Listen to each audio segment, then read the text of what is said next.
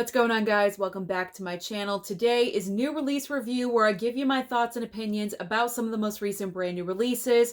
Are they worth your time? But most importantly, are they worth your money? So I'm starting off with a couple of movies that Paramount sent over.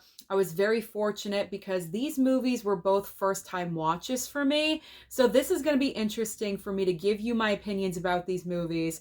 And I'm sure you're going to comment down below and let me know your thoughts about my opinions about these movies. So, the movies I'm talking about are The Crow 4K and also Once Upon a Time in the West 4K from their Paramount Presents line. Now, looking at these two movies, they could not be any more different. However, in my opinion, after watching both of them, they do have one commonality, and I will get into more detail when I'm talking about each movie individually, but I just found it interesting that the one thread that kind of ties these movies together is that their appeal is for a very specific audience. So I'm going to start off talking about The Crow, and then I will get into Once Upon a Time in the West. So now with The Crow, I do want to show off the 4K Steelbook really quickly before I talk about my thoughts about the movie, just in case you have not seen the ins and outs of the Steelbook. Even though the Steelbook was released last Tuesday, I do want to show it off really quickly. So here is the front with the slipcover. There is the back with the slipcover. It is obviously clear on the back. Then when you take the slipcover off, there we go. There is the slip without the Steelbook. I love the outline of the Crow. And then you have Brandon Lee as the main character, Eric Draven, on the front. I love the color that they chose, the blue kind of leading into a very dark, almost black color. Looks fantastic. The quote on here, "Real love is forever." There we go. And then the back, looking again amazing. Very intimidating on the back. And the quote says, "Victims aren't we all?" Now on the inside, there is no Blu-ray disc. There is only, there we go, a 4K disc inside of here. And the inside artwork is a crow, obviously. Now the only drawback, and I'm calling it a drawback, it's not really a negative or a complaint, but the drawback with the slipcover here, it's extremely loose, very loosey-goosey. I feel like with Lionsgate, sometimes their slipcovers are way too snug and it's very difficult to get the Steelbook out. And with Paramount, it's loosey-goosey city with their slipcovers. So if we could get something right in the middle where it's a perfect fit, that would be ideal. But I just want to let you guys know that in case you do want to order this and you're not expecting that, just to give you more information. That's all. It's not a major complaint. It's just a nitpick. Okay. What were my thoughts about this movie? Because it was a not a one-time watch. It was a first-time watch. There we go. Hold on. It was a first-time watch. There we go. This movie came out in the 90s. And yes, I did grow up in the 90s, but for some reason, I just never watched this movie. I don't know why. I don't know how. Maybe it was the plot line, the context of setting up everything. Maybe my parents didn't want me to watch this movie. I honestly have no idea. I don't know the exact year that this movie came out. Was it like, I don't know, that doesn't make sense. I would have been a teenager if it was like 96. I don't know. I can't give an explanation as to why I've never seen this movie before, but all I knew about this film was that Brandon Lee, obviously starring in the movie, the massive tragedy that happened on set, and also this movie has a massive, massive fan base. So going into this and having the announcement of the 4K upgrade, I knew right then immediately everyone was going to order this, and the Steelbooks have been sold out pretty much since day one because of the huge fan base for this film. So what are my thoughts about The Crow? Okay. Because I did not see this movie in the 90s and I saw it with fresh eyes in 2024, I feel like I missed the boat. And this is not negative in any way. This is just an honest opinion. I feel like I missed the boat on the hype train for this film because I did not see it back in the 90s. Because when you're watching this film, It has 90s written all over it. It's very clear this movie was, filmed in the 90s. The plot line is very simple and basic. It is a basic revenge tale. You have Brandon Lee's character. He has a fiance in the very beginning of the movie. Unfortunately, they are viciously attacked by this gang of guys, and she is also sexually assaulted. It both winds up with them dying. And because he wants revenge, he comes back from the dead. He rises from the grave to get revenge on this group of guys that did this to them. But also he wants to find like the head honcho, you know what I'm saying? The main villain of the movie, and take him out too. Basic tale, okay? Love it. Love it, basic tale.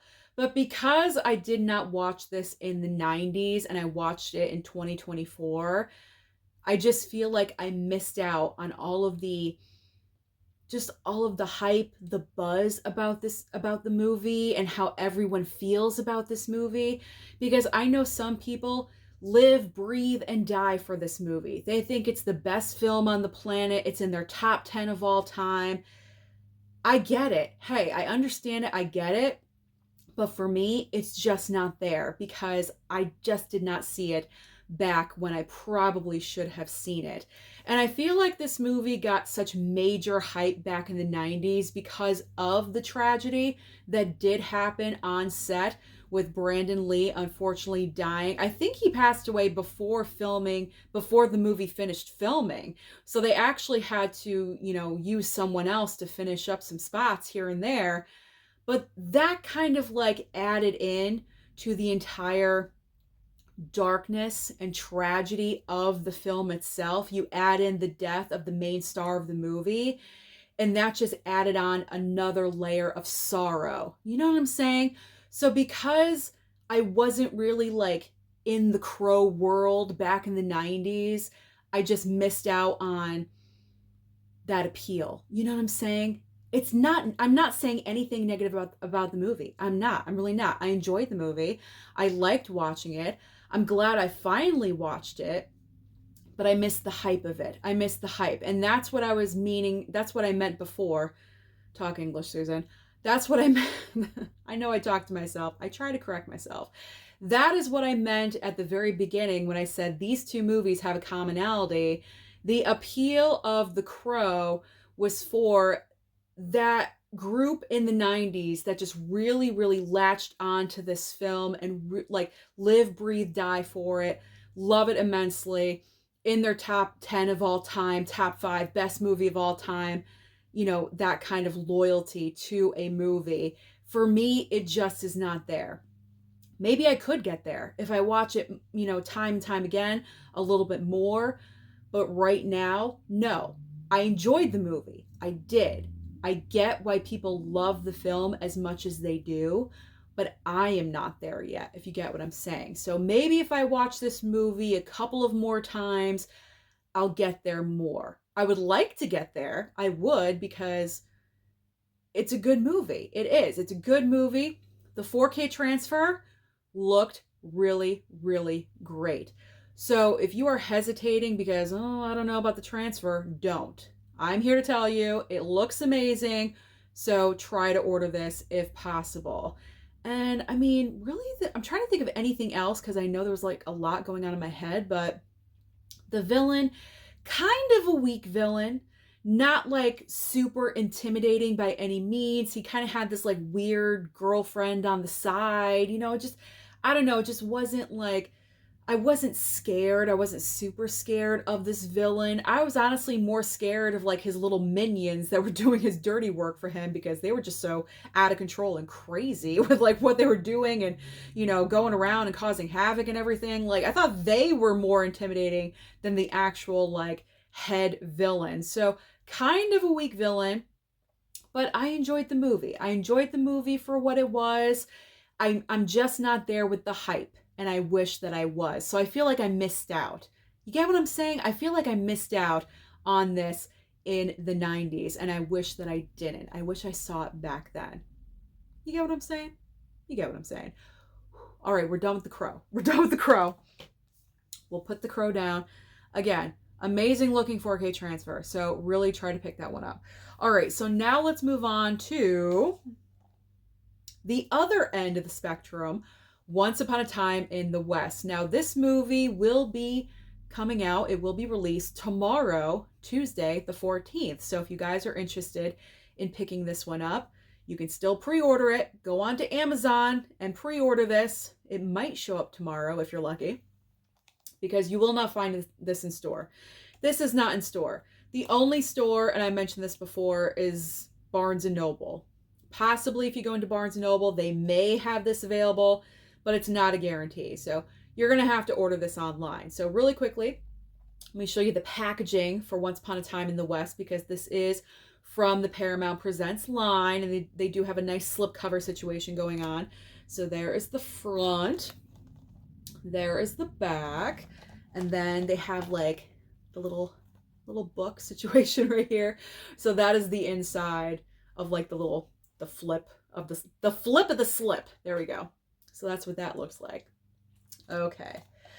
All right, now let's talk about this movie. All right, we're going from one extreme to another. Okay, so obviously this is a Western, and I have not always gravitated towards the Western genre, but I am trying to change that.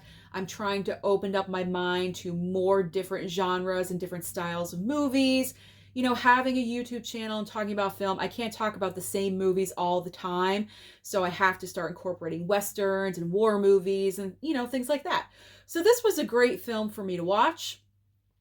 However, let me again just say, I enjoyed the movie. Okay, I enjoyed the movie. However, this movie is long. This movie is long, and it's also very, very slow paced. Okay, the runtime for this movie, I think it's 2 hours and 45 minutes, but it kind of felt longer than that. But I believe it's right around 3 hours, or it's 2 hours and 45 minutes. It's an extremely long movie. I mean, that's like the length of Avengers Endgame, okay? Like, that's a long movie. Long movie. But the pacing of the movie is just so slow. And I had to know for myself. I went onto IMDb, and I rely on IMDb for looking up information about movies and facts and trivia and all that, because sometimes I just want to know more information.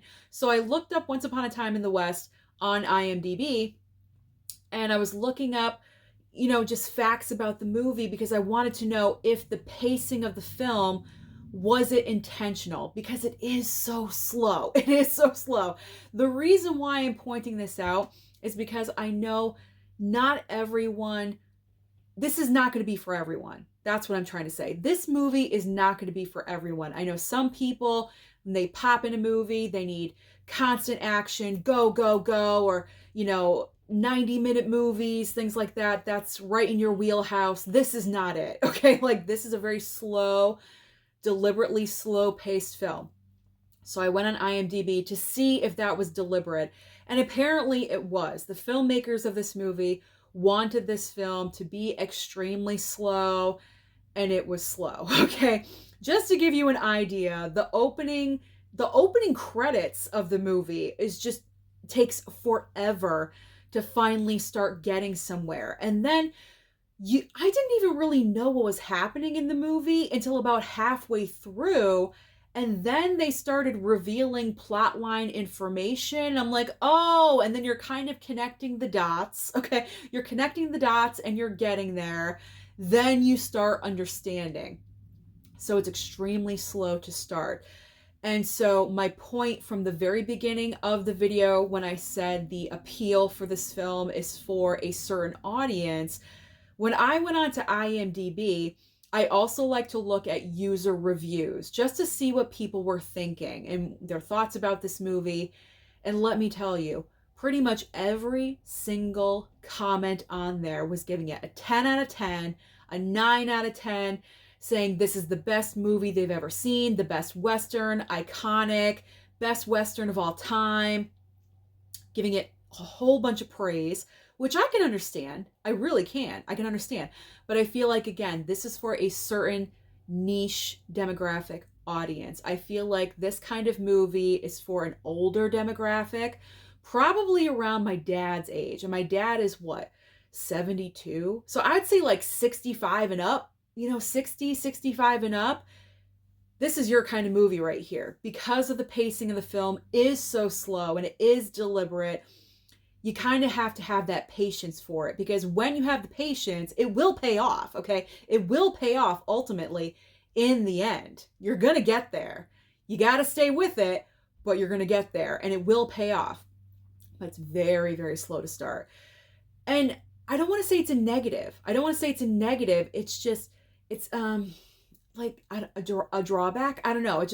I'm just giving you my thoughts about this movie because, like I said, it was I keep saying a one-time watch. It was a first-time watch for me. It's not a one-time watch. It's a first-time watch. This was a first-time watch for me, so I'm trying to be as honest as I can on here. Yeah, it was just the pacing, and I got distracted for a second. A car went by. This is what happens in summertime. Just the slowness and the pacing of the film. Okay, let's move on from there. Let's just move on from there. The acting talent in this film is absolutely incredible with Henry Fonda, Charles Bronson, and Jason Robards. They give amazing performances, plus the lead, pretty much the only lead female in the movie.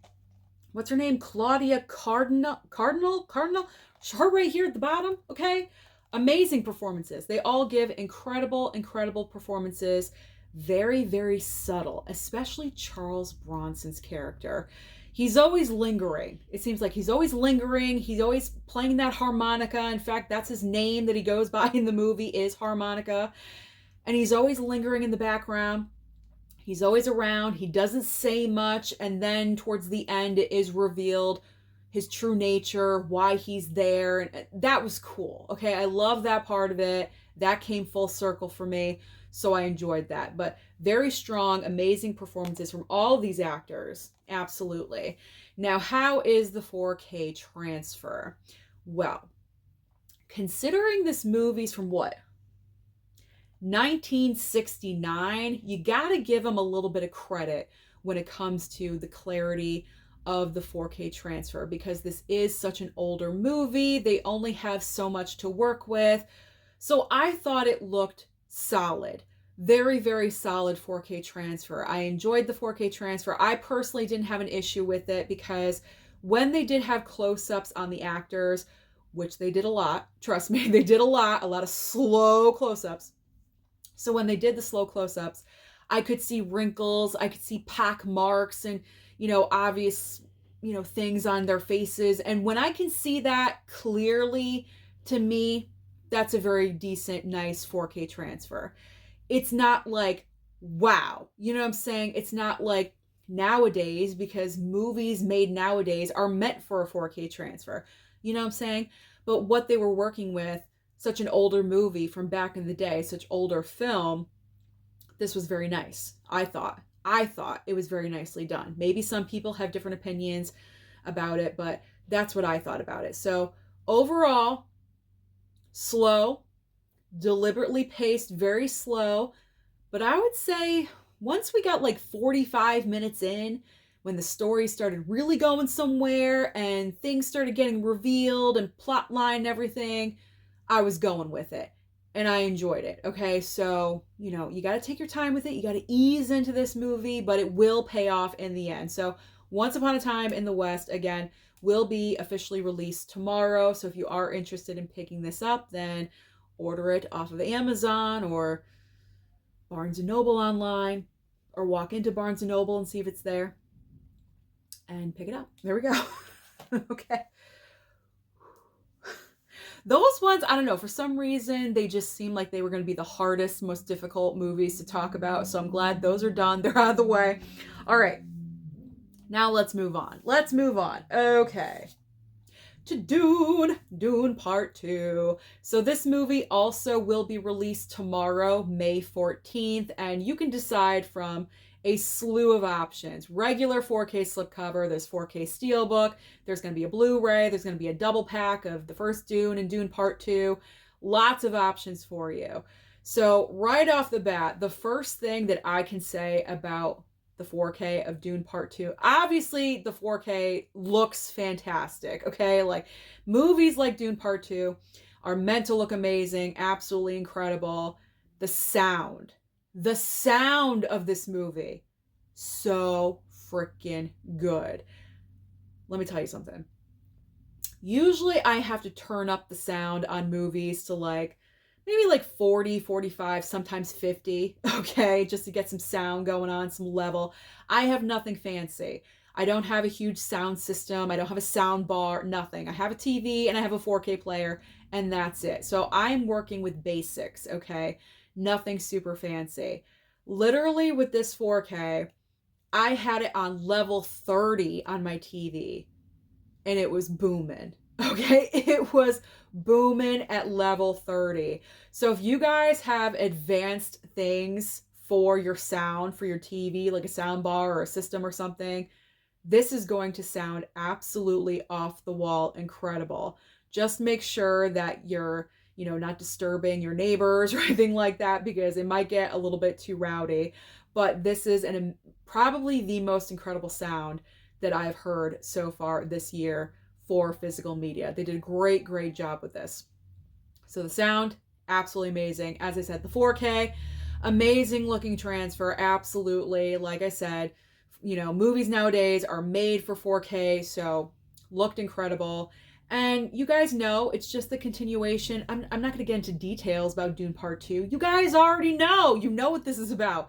It's just the continuation of the story of Paul, his mom, and, rising to power and embracing that power. And, Zendaya has more screen time, thank goodness, and all the stuff.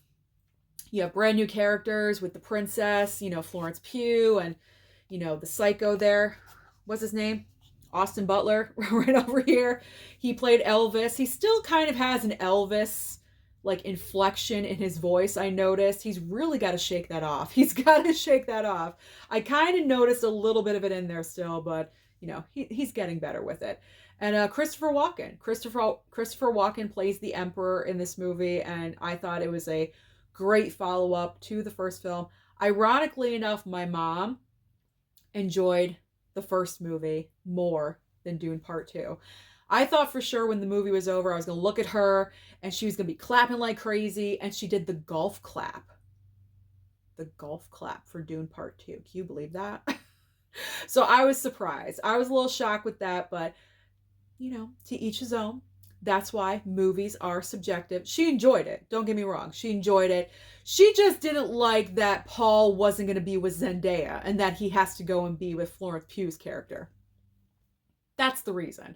I mean, that's like such a little bitty part of the movie, but she's sensitive about stuff like that. Anyway, so nonetheless, we all enjoyed it. Get it. Buy it. If you have the first Dune, why would you not pick up Dune Part 2? I mean, come on. So pick up Dune Part 2, grab that 4K, and listen to the amazing, amazing sound, because it is truly incredible. All right. Enough about Dune Part 2. Okay. We are moving on to another Western. I watched 2 Westerns, guys. This is incredible. Okay. So we have the Tin Star, a Blu-ray from Arrow, another Western starring Henry Fonda and also Anthony Perkins. Now, this movie I was really into. Again, very simple plot line. You have Henry Fonda, who is a bounty hunter. He finds someone, brings this guy back to the town. He's there to collect. And the sheriff, or the acting sheriff, because the actual sheriff of the town, I guess, was unfortunately killed. And so Anthony Perkins is kind of filling in the sheriff role. But he's not really the best at it, if you know what I'm saying. Like, he's awkward. He's really awkward with it. And he's dealing with someone, this particular individual in the town, that's giving him a hard time. What's his name? A bully. I'm reading the back here. A bully named Bart Bogardus. What a name, huh? So Bart is giving Anthony Perkins, who plays the acting sheriff, a really, really hard time. He's I don't want to say vicious. He's just like annoying. And so Henry Fonda, who actually used to be a sheriff, is helping out Anthony Perkins' character and teaching him, like, Anthony Perkins doesn't know how to do anything. Okay, he doesn't even know how to hold a gun right. Like, I was gonna say Anthony Hopkins. Um, no, not that one. Henry Fonda is teaching Anthony Perkins pretty much how to do everything, how to shoot correctly. You know, don't do this, do this, approach them this way, don't approach them that way, like guiding him to be the sheriff of the town, because Anthony Perkins just really is stubborn and he has it in his head he's going to be the sheriff of this town. It's what he wants to do, and so he's helping him. That's the movie. That is the movie. It's very simple in plot line, but I enjoyed it. I enjoyed it. I thought it was a great little movie and kind of unknown because I've never heard of, I mean, granted, I'd never heard of Once Upon a Time in the West either, but I really had never heard of the Tin Star, and I enjoyed this one. And considering that this was just a Blu-ray, looked really incredible. Black and white, by the way. It is a black and white film, but it looked really, really nice. So I do recommend pick up the Tin Star from Arrow. If you want to wait for a sale, do so, but I didn't, and I'm happy I picked it up. So there you go. Pick that one up. So far, all recommendations, okay? Pick up The Crow, pick up Once Upon a Time in the West, Dune Part 2, and the Tin Star. All right. Moving on to the Oceans Trilogy. Again, first time watch for me. Shocking, I know. I had not seen any of these movies, even though I had the Trilogy Blu-ray for years, but I just never got around to it. I never watched it. That's when I just collected aimlessly and like I hoarded everything like as much as I could. Now I'm trying to watch as I buy. I'm trying to correct that behavior, but regardless. So all three of these were a first time watch for me, sent over from Warner Brothers. I forgot to say they sent over Dune Part 2 as well. So thank you, Warner Brothers, for that. So Warner Brothers hooked me up with the Oceans Trilogy as well. Very nice slipcover, I do have to say. There we go. There's the back of it. And there is the same underneath as the slip, in case you guys wanted to know that. So these are obviously heist movies. If you've never seen the Oceans Trilogy, you have George Clooney, Matt Damon, Brad Pitt. You have Julia Roberts in two of the movies. This is like all-star cast, and all three. Amazingly enough, they pretty much got all the guys to come back for every single movie. And usually that doesn't happen, but I think everyone had such a great time filming these movies that they all want to come back all three times. So that was great. Having that consistency of the same cast and not having like, you know, a couple people dip out and having replacements, you know, that's nice to see the consistency of all the guys coming back for every single movie. I liked seeing that. So pretty much if you haven't seen Oceans, you have George Clooney who plays Danny Ocean, and he's a thief. It's all he knows. He's a criminal. Sometimes he gets caught, he goes to prison, he gets out. He does the same thing all over again. So in the first movie, he wants to rob Vegas. He wants to, like, the most difficult safe to crack in Vegas. It's like 3 different casinos in one house all their money in this one safe, and they're all trying. It's like the best movie. Ocean's 11 is one of the best heist movies I've ever seen. It's a great time. It's a lot of fun. All the guys have their individual roles and they all play a significant part in what they're doing, and it's all planned out, and it's kind of twisty. You think you know something, you don't know something. I love movies like that.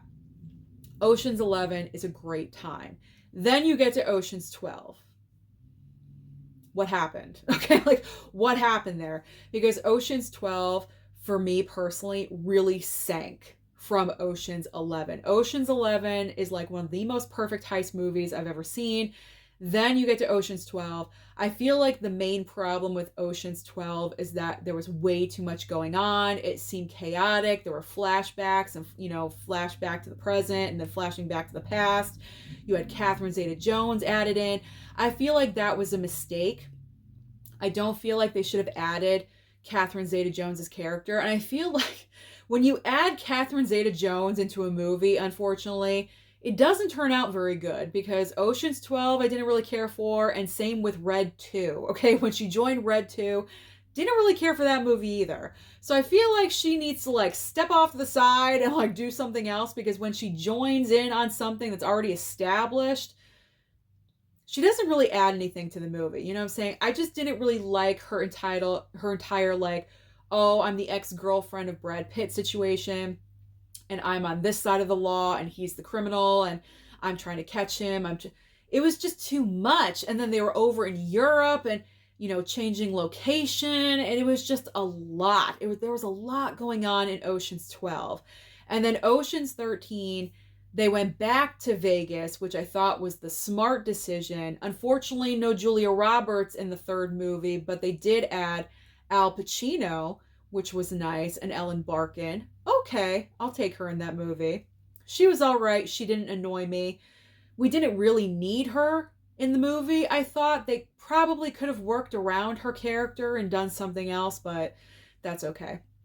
I feel like they just wanted to throw in a female because Julia Roberts wasn't in Ocean's 13, so they just chose a female. And oh, Ellen Barkin's free, let's throw her in there. It was kind of random. But at least they were back in Vegas, and the storyline made sense. It was kind of, getting back at Al Pacino for how he wronged one of the Ocean's boys, and I liked that. And how everything ended up and came full circle. I like how they concluded everything. So Ocean's 11, they started off high with perfection. They sunk down with 12, and then they redeemed themselves with Ocean's 13. So at least it ended on a good note and didn't sink. Didn't end with a sinking movie like Ocean's 12. Even though all of these movies made hundreds of millions of dollars, none of them was really a failure at the box office. But 12, just really, I know I'm not alone in this. I know a lot of people really don't care for 12, so I'm joining in. I'm not the biggest fan of 12, but I do recommend picking this up, because if you like 11 and 13, you might as well just pick up the trilogy. The 4K factor, I thought it looked good. I thought for some reason Ocean's 11 looked the best. Maybe it's because I was enjoying that movie the most. I'm not really sure, but I loved how it looked in the first movie, and then the other two, definitely solid. But I felt like 11 for some reason looked the best. So definitely worth the 4K upgrade. I say pick it up. Pick it up if you like these movies. I had a good time with them. I did. I will give Ocean's 12 another chance. Now that I know what's happening going in for a second viewing, maybe I can like focus in a little bit better, but it was chaotic. It really was. It was too much for me. Okay. The last movie needs no introduction. It's Madam Web. Madam Web, guys. This is going to be short, sweet, and to the point. You don't have to buy this. You don't have to buy this at all whatsoever, especially since this will be coming to Netflix, I believe, on Wednesday. In just a couple of days, it will be available on Netflix, so you don't have to pick this up. The reason I did is because I collect Marvel, Sony, and MCU Marvel, so yeah, I picked it up. But you don't have to. This movie is so basic. It's just really, really horrible that... I'm not saying the movie's horrible. It's just really, really, really disappointing. There we go. That it just seems that they did not put any effort into this movie at all whatsoever. Do they try to connect this movie to Spider-Man? A little bit. We get the Uncle Ben character. We get, the whole pregnancy storyline and the very, annoying hints of a name and things like that, but that's it. That's all we get. I'm not really understanding why Sony is going in this direction. Obviously these movies are connected to the Spider-Man universe, but they refuse to incorporate Spider-Man into any of these movies at all whatsoever. It's just really, really frustrating and annoying. But the main issues and problems with Madam Web is that it is such a basic movie. You have a very inexperienced director. I looked up the director's filmography on IMDb, previous projects that she had done, mainly television. I think she had maybe one previous movie credit. This was too much of a movie for her to take on. I'm sorry, that may sound wrong in your opinion, but I'm going to stand by it. She should not have been directing this film at all whatsoever. You literally have no effort from Dakota Johnson, because I stand by the fact that she thought she was joining the MCU Marvel. I think that's what was in her brain. She thought she was going to be a part of the MCU. And then when they told her it was Sony, she was like, what? She was very disappointed. I mean, you could tell. There's just no life behind her performance. It's just very basic and, okay, I got to show up and film today. And that's it. Let me just deliver my basic lines. The script is awful. Nice segue. The script is awful. There's just no taking that extra step to bring this movie to the next level. It's like, okay, we promised everyone a Madam Web movie, so we're just going to rush out something as quickly as possible, and you're just going to eat it because this is what we're feeding you. Okay, we're done. That's what this movie felt like, that there was just no effort put in. They just wanted to put out something, and that was it. And the villain, don't even get me started. The villain in this movie has so many issues and problems. Like, he's one of the worst villains I've ever seen. I mean, I could have probably kicked his ass in the subway scene. Like, I don't know. He's just lame ass villain with no shoes on. Like, what was that about? He's walking around with no shoes on. I don't know. Weird. He's a weird villain. And was there dubbing? Watching, because I went to see this at the theater and I didn't notice it in the theater, but watching it at home, it looked like his mouth was moving in certain spots, but then he was voicing something else at different times. It just looked weird and very awkward. It didn't match up. So was there dubbing with the villain? I don't know. Comment and let me know your thoughts about that. But you don't need this. You don't need this, especially if you're not a fan of the Sony world.